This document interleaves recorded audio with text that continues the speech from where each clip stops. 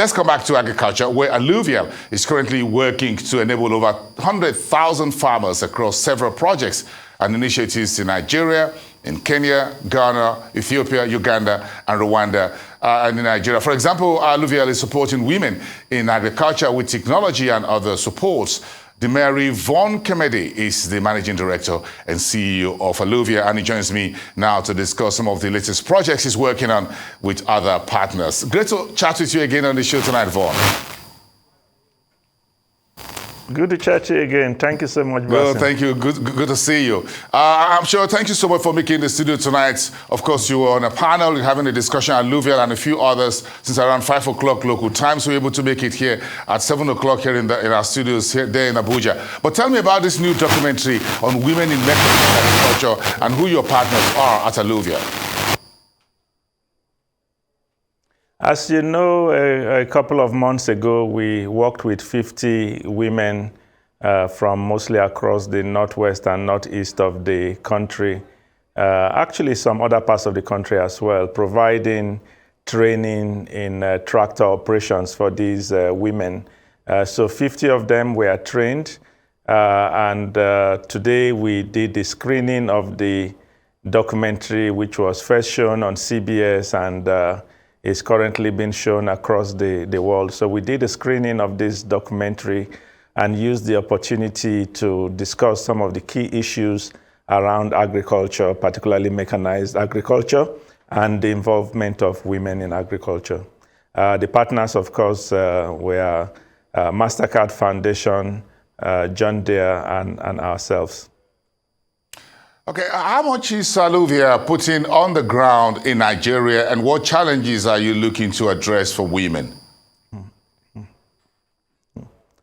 We are obviously looking to mobilize billions of naira to continue to support particularly smallholder farmers, and we have an aim to reach 70% women in all our programs. For the tractor operations training, of course, there were 100% women. At the panel today, we reached a tentative agreement with Tata John Deere again to train another set of women as tractor mechanics, because we believe that for us to involve women in our activities, we have to make sure that as many as possible of the interlocutors are also women.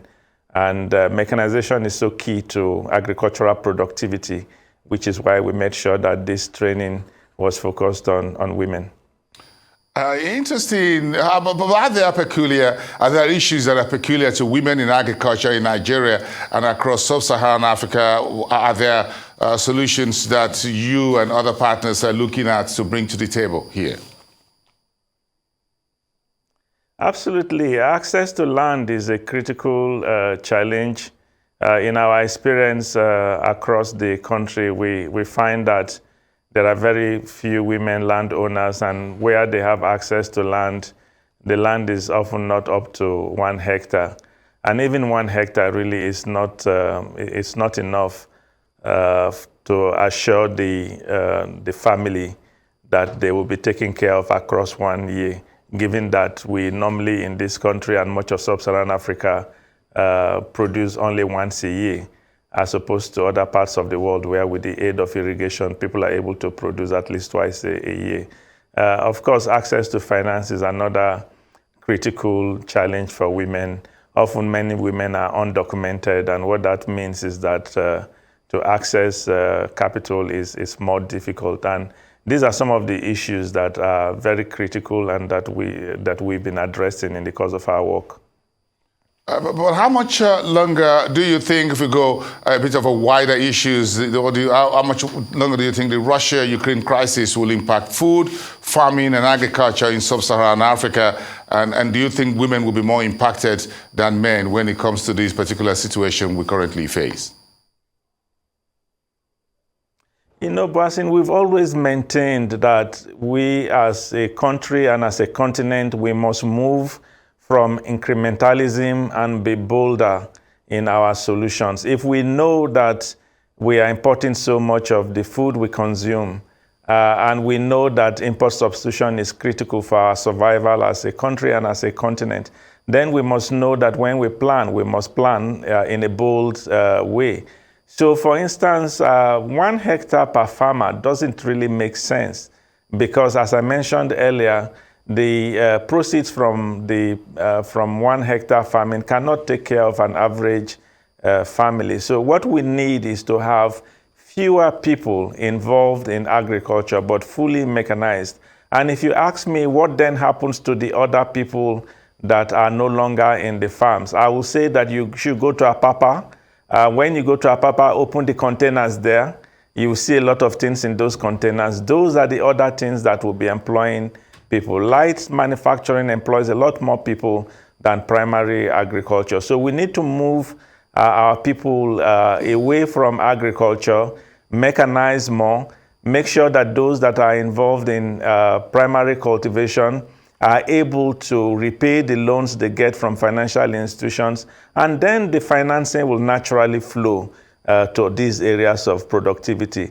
So this is what we need to do, and the current situation in Ukraine, Russia has laid bare that our survival is dependent on the rest of the world, and this needs not be so, really, given the amount of arable land we have in Africa.